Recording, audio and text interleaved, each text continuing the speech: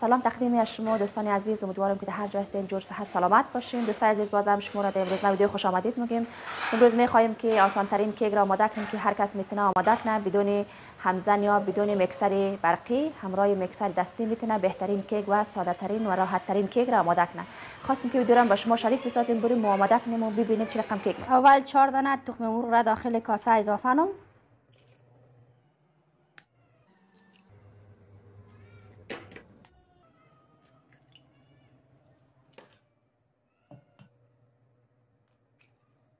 یالی تخم مرغ را به اندازه 6 الی 8 دقیقه خوب میکس کنم که کاملا رنگ را سفید کنه، تغییر رنگ بده.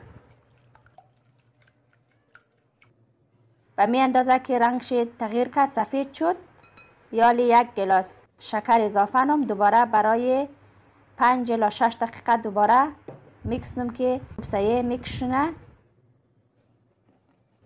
این دوستان عزیز میبینید که شکر و تخم مرغ نه به می حالت میکس شد.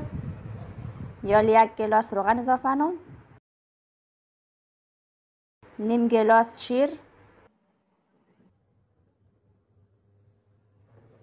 دوباره برای 1 الی 2 دقیقه میکس کنم. آرد سفید گرفتم 3 گلاس، کم کم امیت اضافه کنم و میکس کنم.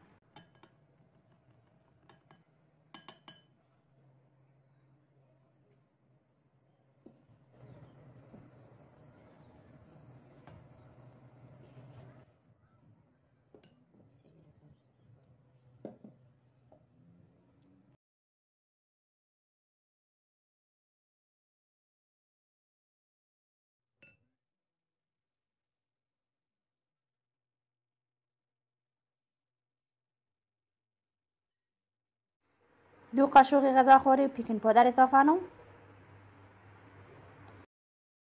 1 قاشق چایخوری وانیل. خوب میکس کنم.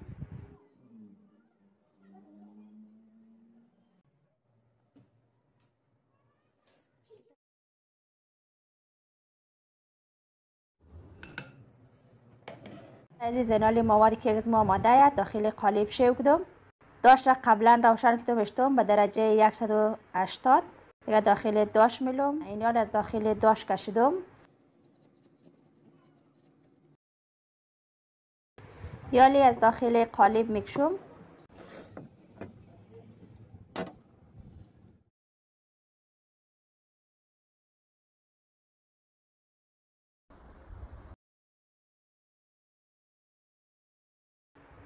ماشاءالله میبینید که بسیار خوب زرد شده، پشت روش 1 رقم.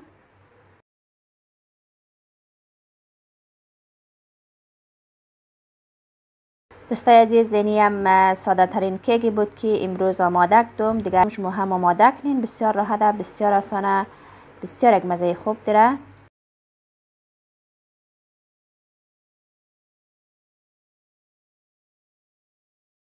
دیگه این قسم هم در مخش میبینین که سولاخ هم در سولاخ زنبیل گفته مردم. خوب زرد شده، خیلی خوب شده، تمام چیزش برابره. اینی هم ویدیو امروزین بود با یک کیک بسیار آسان و راحت در خدمت شما بودم. امیدوارم که مورد پسندشم قرار گرفته شد.